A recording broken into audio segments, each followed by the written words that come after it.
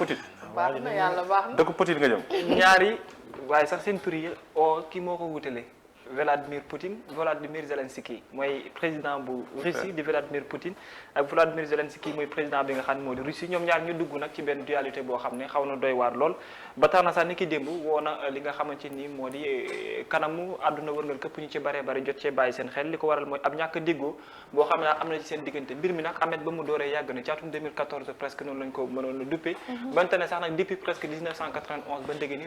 Ukraine dala am indépendance laataa loolu dafa bokkoon ci li nga xam ne moo di URSS maanaam Union république sociale soviétique bi nga xam ne moom moo ëmboon wàllu woo yëpp mais ci 91 bi ñu demee ba rupture am ñuy changé li nga xam ne moo di maanaam union boobule ci la détaché wu moom am li nga xam ne moo di indépendance am mais n'empêche nag yenn territoire yoo xam ne bokk na ci Ukraine ba léegi ñoom Russie dañoo jàppoon ne ci seen moomeelu bopp la nekk bokk na ci benn gox boo xam ne xam naa tur bi bu fekkee Aïda Mandione wala Ahmed jum naa ci rek ngeen indi mu di péninsule bi nga xam ne ab région la bu nekkee ci fi nga xam ne moo di Ukraine région boobu nag dafa nekk loo xam ne c'est maanaam région bu stratégique la parce que mën na permettre li nga xam ne mooy Russie mu mën a am yenn échange ak yenn transfert au niveau de la mer bu fekkee océan Atlantique bi la ndax transfert la wala prolongement boo xam ne ci moom la léegi nag côté boobu noonu moom la Russie jàpp ne du mos a nangu benn yoon mu tombi ci territoire li nga xam ne moo di Ukraine même bu fekkee sax Russie mu ngi doon continuer di réclamer que ni Ukraine ci boppam ci territoire am la bokk donc région boobu moo indi coow li tey parce que 2014 ba léegi ki nga xam ne mooy Vladimir Poutine di président bu Russie dafa yebaloon ay soldaaram daanaka lim bi takku lool ñi nekk ci frontière bi di sàmm loole waaye nag mbir mi gaañ ñi dañoo commencé dem bay am benn avancement bi dem ba bëgg akimoo li nga xam ne mooy territoire ba Ukraine nag ci la doog a réagir donc depuis nag mu am presque ci 2020 ba léegi 2021 ci la coow li commencé mais 2022 ci lañ doog a passé à l'acte parce que ñoom ci lañ jàpp ne il est temps pour que ñoom tamit ñu yebal ñoom tam seen ay armes maanaam waa Ukraine ci boobu la région du péninsule mais nag ci la Russie moom tam jàpp ne offensivement il faut mu dem moom tam pour protéger askan bam jàpp ne ñu ngi foofu ci péninsule bi te moom ci moom la ñu bokk loolu moo indi xiiroo bi ak ŋaayoo bi donc tey jii ñu passé à l'acte moom ci la envoyé li nga xam ne moo di bërëb boobule fekk nag une confrontation ci la judd c'est ce qu'on appelle la guerre bi nga xam ne jàpp nañ moo judduwaale diggante Ukraine ak li nga xam ne mooy Russie pour xool exactement finalité bi lan la li nga xam ne nag moom la juraale déjà moo xaw a doy waar parce que benn bus la amaale mais li ñu nemmeekuwaale mooy que ni il y a presque 300 et quelques blessés te ci ñaari cas yi bu ñu xoolee il y a plus de 100 morts yoo xamante ni amaale na am na bi sax ay roppalaan yoo xam ne gis nañ yoo xamante ni déjà écrasé nañ leen pour l'instant mu mel ni monde bi fi mu toll nii y a une alerte boo xam ne taxaw na déjà ndaxte waa Union européenne am nañ réaction yi nga xam ne moo jëm ci boobu la guerre jël position rangé wu ci côté Ukraine moom mi nga xam ne moo di Russie moom xaw wéetaale ci genn ak wet même les États-Unis d'Amérique benn boobu la ñu am autant di organisation boo xam ne moom tam dafa bokkee ci diwaanu Europe moom tam benn réaction bi la am mais fi ñu ci gën a yitteel amet mooy diwaanu Afrique bi nga xam ne Macky Sall jiite na Union africaine démb am na beneen communiqué bu mu génne ci benn wet aussi am na beneen communiqué boo xam ne suñu ambassade bu nekkee ci projet moo ko génne pour wax avec les Sénégalais mais Union africaine li mu alerté waale mooy parler dans le sens où on peut avoir une négociation bu ko defee réconciliation am de sorte que coow li am mais ce qui se passe en réalité mooy est-ce qu'on n'est pas dans l'entame de ce que l'on appelle une chose qui peut dégénérer jusqu'à maintenant dégénérer ci monde bi de sorte que mu nekk une guerre boo xamante ni kenn xamul fu muy mujjee ou bien est-ce que monde bi duñu jëm foo xam ne dina métti lool ndax lu jëm ci wàllum gaz nag nañu fàttali que ne moom Russie daanaka moo koy fournir ci Europe te prolongement bi c'est au niveau de l'Afrique jusqu'à quand ou bien jusqu'à troisième guerre mondiale ñu bëri loolu baat bi laay bañ a tudd waa G7 démb te ñoom def nañ ëngam man ndax xam naa ne boo tudd dinañ indi riposte waaye daal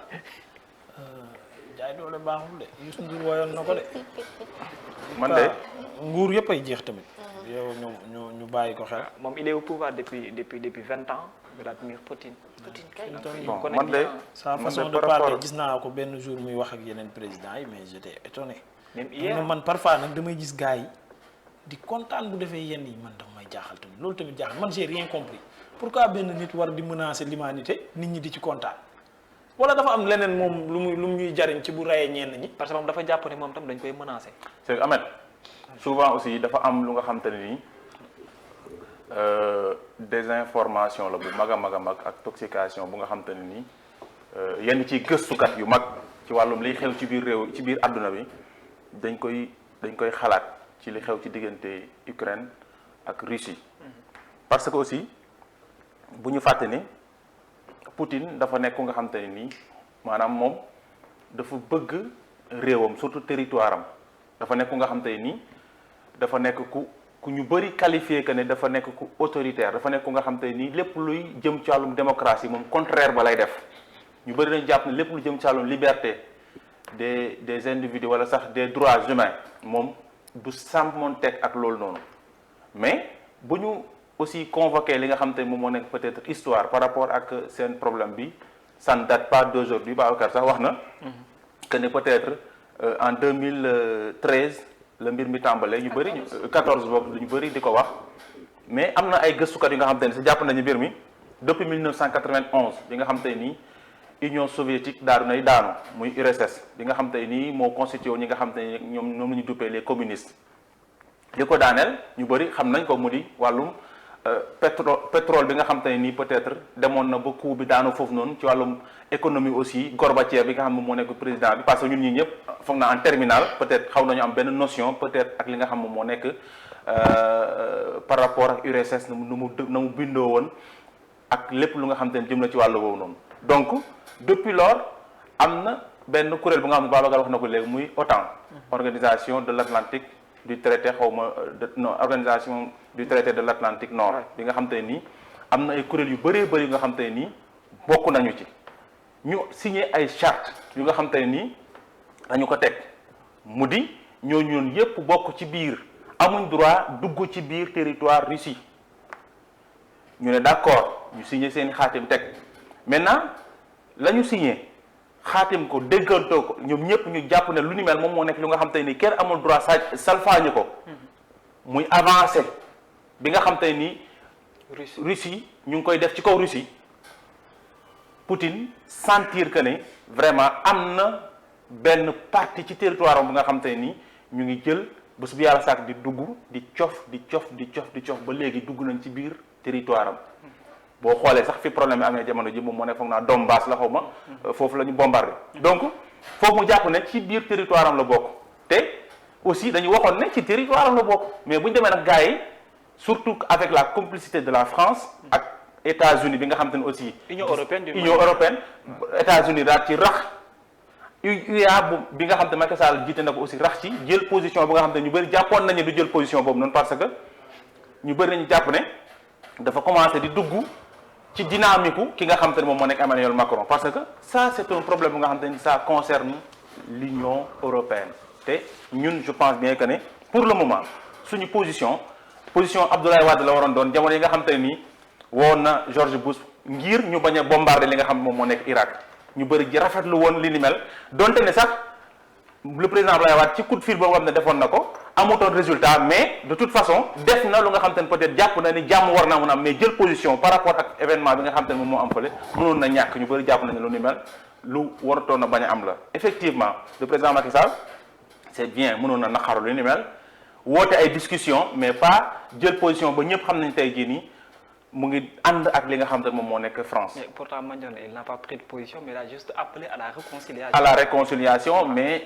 liiraatal communiqué bi Babacar. liiraatal communiqué bi bu baax a baax. mais l'important c'est l'essentiel presque c'est un journaliste mën nga décortiquer un message mën nga lire communiqué boo xoolee bu baax a baax tu sais bel et bien que ne ce communiqué là ñu ngi ci wetu la France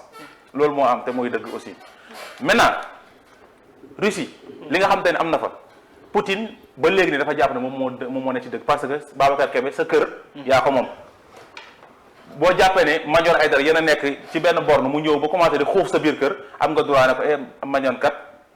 taxawal fii la borne bi yemoon mu amaat leneen lu nga xam te ne am na ci biir wax ji mu di ñi nga xam te ne nii ay russe lañ nekk ay citoyens russes ñu leen di bombarder ci ay fosse dugal leen fa image yi am na ñu bëri ñu ci yor mais gisoo ba tey France 24 bi nga xam te ne nii ak yenn ci médias européens ñu ngi nekk ci propagande ci désinformation bu nga xam te ne nii ñu ngi ci à côté de l'Union européenne gisoo ñu wane ko benn yoon à chaque fois lu ñu wane rek mooy les choses yi nga xam te ne ni peut-être jàpp nañ ni ki nga xam te ne moom moo nekk Poutine moom moo ko def mais nañu ci wax donc ba tey Poutine mi nga xam te ne nii moom mooy président wu Russie jàpp na ne moom ci ñaari poñ muy ci côté territoire am mais ci également am na ay citoyens russes yi nga xam te ne ñu ngi leen di bombarder di leen di faat mais ku nekkoon képp ku nga xam te ne ni président nga wala nga nekk njiit sa ñoñ wala sa kër ñu koy commencer di ko jël waaye tamit ñu jël say doom wala say doomu réew di leen di rey lan nga war a ban comportement nga war a taxawee nan nga war a taxawee foog naa ne c'est bien aussi ñu bàyyi xel ci li nga xam te ne moom moo xew fi nga xam te ne moom moo nekk Russie te ñu bañ cee dem aussi am ni ñu koy waxee à chaque fois rek émotion ñu analyser effectivement li nga xam ne moom la demee Poutine moom déjà nekk na ku nga xam te nii sur le plan international amul kenn ku nga xam te nii bon di nga ko caricaturer ci côté bu baax ñëpp Poutine c'est quelqu'un bu nga xam te nii il est dangereux peut-être par rapport ak ay sorties am par rapport ak li nga xam te ne ni moom moo nekk ay comportement am bien vrai que sax souvent aussi dinañ ko nangul yenn ci comportement ndax aussi dañu nekk ci réew ci àdduna bu nga xam te ne nii ku ci nekk yaa ngi fexe di xëcc say intérêt ci say intérêt à chaque fois les États-Unis lépp lu ñu fépp fu ñu dugg rek jàppal ni ils défendent leurs intérêts les Français ils défendent leurs intérêts maanaam monde boobu noonu la ñu toll nii donc Poutine actuellement il est face ci ñi nga xam te ne nii moom moo nekk Union européenne mais également les États-Unis liñ ci bëgg rek mooy jàmm dellu siwaat parce que jàmm moo am solo te jàmm la ñu war a mën a prôner déjà maa ngi koy annoncé léegi ne am na ñu bëri ñu jàpp ne 3e guerre mondiale mën naa judd ci li nga xam te moom am mais kenn souhaité wu ko parce que déjà ci côté yàq dégâts yi moom moo waral ba pétrole bi tey jii baril bi yokku na ba flambé blé bi nga xam te ne nii moom la ñuy defalee farine ba ñu koy defaree mburu Sénégal déjà ñu ngi naan ñu d'ici quelques jours dina am ay conséquences yu néfastes yi nga xam dina am ci prix mburu mi loolu yëpp dafa nekk lu nga xam te ni peut-être dana rejoindre li olof Njaay di wax mooy ay du yem ci bopp borom donc nañu entamer les pourparlers négociations yi wéy ba jàmm dellu si waat ci diggante Russie ak Ukraine jàmm rek moom moo am solo pour man. déjà Euroleague bi club russe yi ci bokkoon seen match yi dàq nañ ko. finale Ligue des Champions. ñu doxal ko. ñu ngi demandé ban dëkk moo pare pour accueillir ko beneen bi mooy Abramovich président Chelsea waa britannique nee nañ bu mu duggati seen zone donc ça se complique. alors que lui aussi il ne peut pas retourner en Russie également. Parce qu'il a des problèmes là-bas. waaw donc na ñëw Sénégal tabax fi stade jënd jaraaf wala moo xam club bu muy jënd loolu dina ma arranger tamit ci guerre bi parce que le malheur des uns fait le bonheur des autres donc mais daal lu ci mën di xew man daal li nga man ay termes politique ak ay nangam ak nangam yooyu yëpp man intéressé wu man nañu jàmmoo parce que du neex ci kenn moom li mu jàpp ne dafa am doole ba kenn ñimewu ko gars yi mën nañoo bañ a ñëw xeex ak yow ci armement mais xeex bi déjà sa club yi sportivement parlant Euroleague bi ñu ngi noonu dàq seeni match ba otul dañ leen di génne ci Euroleague bi. ça pèse. Il y a Schalke 04 également qui se retire avec un sponsor russe. voilà am na sax beneen sponsor bu nekkoon ci beneen club waa club boobu dakkal nañ contrat bi. du metti ci yow ak ci côté armée. mais sa dafa am say plan yoo xam ne dootul dox. sportivement sa club yi nga xam ne Euroleague bi mënoon nañ fa gagné xaalis bu bari ak match yi ñu doon am bu ñu leen ci génnee ñu perte ko te xam naa ne UEFA du yem ci loolu dina am ay daan ak kuréel bi yor wàllu basket ci Europe du yem ci loolu dina am ay daan après vers club yooyu donc dafay compliqué moo tax amul njariñ parce que waa ji boo ko ëppee fii doole fee moo la fa ëpp doole. àdduna noonu la tëddee da ngay am doole ay boobu. parce que on se rappelle que crise bi nga xamante ne moom la Russie nekkoon ba mu ñëwee jël li nga xamante ne moom moo di en étant premier ministre. moom moo engagé woon ngir régler li nga xamante ne moom moo di kon crise boobu nga xamante ni. Russie non li ngay wax xalaatu ko kañ moo xoolal. donc moom doguma la Macron bi may gis muy wax ak moom. il pèse bien ce qu'il fait. xam na bu baax parce que. Macron nee na ko riposte bi mën naa métti waaye doo xam lu muy doon. Macron junj na ko lool. non depuis 2014 il est plus fort que. loolu la xam que ñoom ñëpp il gis s'est nga déjà les préparé. États-Unis créent bien li nga xamante ni moom moo di. Il s'est déjà préparé. déjà moo jiite autant mais gis nga tey boo gisee Macron même taxawaay bu mu jël Amérique ba tey jëlul boobu noonu parce qu'il pèse bien les conséquences yi nga xamante ni moom moo ci mën a topp man ce que je déplore mooy le fait que mbir mi jàpp nañ que ni c'est de bonne guerre am na lu am solo lu ay dara wax. li ci biir yëpp duñ ko wax. non parce que y a des gis non-dits. nañu médias français yi ñoom ñoo gën a fësal li nga xamante ni depuis ba guerre bi commencé ba tey lii di information yi ci nekk. ñi ngi nëbb que ni autant li mu signante woon traité boobu ngir ñu mën koo respecter également gis nañu tey réewum États-Unis mi ngi jël benn pàcc boo xamante ni mi ngi koy foqarti yóbbu ko ci dëkkam donte ñooñu dañu jàpp ne seen indépendance lañ nekk ñoom li leen gënal moo ñu génn ci réew Russie loolu nag gis nañ ni moo gën a tamit metti tey Vladimir Poutine mi ba mu ne loolu du leen ko may du leen ko bàyyi ñu def ko vaut mieux ñu déclarer leen la guerre ñu commencé ko te xamuñu fu muy yem te tëkku bi mu tëkku tam yeneen réew yi tam dégg nañ ko. képp ku ci dugg tamit riposte bi nga xamante ne mi ngi war moom mu lay xaar. est-ce qu'elle ne fait pas allusion à ce que l'on appelle moment bi ñuy wax ci wàllum réconciliation pour indi jubu la majeure partie des autres pays se sont mis à bord bañ a wax ci wàllu donc quand il y a problème tout le monde se tait parce que xam nañ puissance russe la Russie puissance la boo xamante ni tey jii ci monde bi yépp booy xool moom moo ci gën a taxaw te boo xool buy nar a allié wam tey mi ngi Chine te ñëpp ñu ngi xalaat que ñooñu bu ñu jógee dugg ci xew mi tam fan la mën a jëmale mbir mi buñ ci duggee donc c'est fini pour le monde bu ñu wax diggante OTAN la ak ñi nga xamante ni moom moo di Russie de mais kenn du ci rëcc sànq yaa ngi wax Macky Sall en tant que président Union africaine man yaakaar naa ne pataara la mënul woon am que mu pataara la dina wax mais position bi mu jël que ñu duggaat ci ay négociations fexe lépp tegu ci suuf loolu la ñu war a def comme l'a si bien dit ki nga xamante ni moom moo di Emmanuel Macron depuis des années ils font des rencontres yoo xam te ni dañuy waxtaan ak di négocier mais Poutine depuis boobu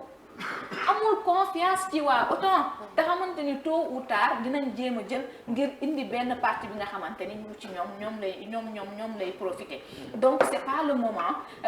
surtout réew yi nga xamante ni gis nañu ko il s'est toujours préparé moom Vladimir Poutine parce que moom jàpp na ni il est l'homme qu'il faut pour la Russie pendant 22 ans il dirige dëkk bu ni mel gis nañu ba mandaam jeexee ñu tabaat ko mënatul woon defaat beneen mandat dafa wàcc doon ministre ba mu ca paree la daal di sampaat nëndam ñu falaat ko ci diggante ba mu soppi constitution bi ngir mën koo yokk ba 2030 wala 36 ngir mën a doonaat président xam nga noppiwul ngir jóg ci bopp Russie parce que c'est quelqu'un boo xamante nii moom jàpp na ne ci question paramètre ak question de territoire yi moom seetlu bu mu ci mën a am amul benn président boo xam ne bu ñëwee bu muy def mooy maanaam wóolu bopp rek daa jàpp gan gi mu ngi fi du dem réew Afrique yi gis naa ñu def ko comédie mais ñu ngi ree seen musiba wallaay ñu ngi ree seen ay addu si bopp borom en fait te li nekk na li xale yi doon woye xam nga ñun lu ñu woye rek lu ñu gàngali olof naan la ñuy gàngal mu ñëw guerre mondiale ba ñu woote woon nañ bañ a bàyyi non bañ na fi lii comme guerre la mars ñëw ñu génne gën yi jën c'est ça ñu nit war nañoo xool suñu bopp taasukat bu doon wax guerre mondiale ba xaw ma lan on ne joue pas avec le feu vraiment te xal bu xaw ma nu ñu koy wax olof sotti ci ndox moo gën nga koy xam te vraiment lii moom doo ay foodu ay caaxaan def Poutine rek démb charge de combat yi ma gis bokkul ak suñu yos yi de gis nañ déjà ñoom mainmise bi déjà fokkati nañ déjà benn partie en fait la Russie benn guddi benn xëy le gars il a toujours il s'est toujours préparé presque plus de 1500 et quelques soldats nga dem teg ko ci benn wetu territoire et armée bi 3 millions 500 la très bien armée bi la armée bi kese 3 millions 500 donc ça fait des années pas confiance à lui avec benn missile bu nga xam te ne mën na détruire benn réew bu toll ni France kii Mara l'officiel wax na lu am solo. nee na ñaari laadum bu ñuy xeex xaru pël-pël yi nañ fa sori. mais gaz bi mooy problème bi xam nga Russie mooy fournir gaz Europe ba ci États-Unis d'Amérique. ba ci waaw. non yéen lu tax ngeen wax Europe da nga naan gaz bi kat ñun ñoo indi xalaat. waaw ñoom boo demee Europe yi ngay wax boo demee am nañ ay réserve ay décennies. amuñu de mais ñun amuñu de amet kon de ñun mbab musiba réserve yi mbab ko bëgg ñun moom. réserve yi. Russie ñun suñu gaz nii nii kii nii fii rek. dañu jeexal léegi léegi def ko daal mën nañu ko xam nga muy nekk moom bu fekkee mu ngi am ay réserve di fournir gars yi gaz ñoom ñu bari bari seen lépp presque fa lañ ko mënee parce que ñu bari ñuy wax dañu naan conséquences yi mais conséquences yi lu ci Russie mën a am ñoom tamit dinañ ko am parce que ku lay fournir gaz également te ci benn côté boo ko xoolee xam nga ne Russie territoire la boo xam ne c'est-à-dire c'est immense c'est énorme léegi nag nga dem ci wàllum tamit richesse mu am ci loo xam ne am na ko presque comme boo naree dugg ak moom ci yenn yi problème lay indi donc quoi qu'il en soit na ñaan jàmm ak salaam mais tamit suñu pensé ñu acté ko également ci communiqué bi nga xam ne ambassade bu Sénégal ba nekk Pologne am na ko ci les Sénégalais yi fa nekk yàlla na leen yàlla sàmm mais comme ni nga ko waxee na ñëpp toog seen i biir kër bañ a dugg ci yoo xam ne mën na leen indil ay jafe-jafe te topp digle yi nga xamante ne ni moom la gouvernement bu Ukraine digle ñu joxe ci daje ba altine incha allah merci beaucoup Babacar ma nuyu gars yi bu baax a baax ñoom soxna si Kayta maa ngi lay nuyu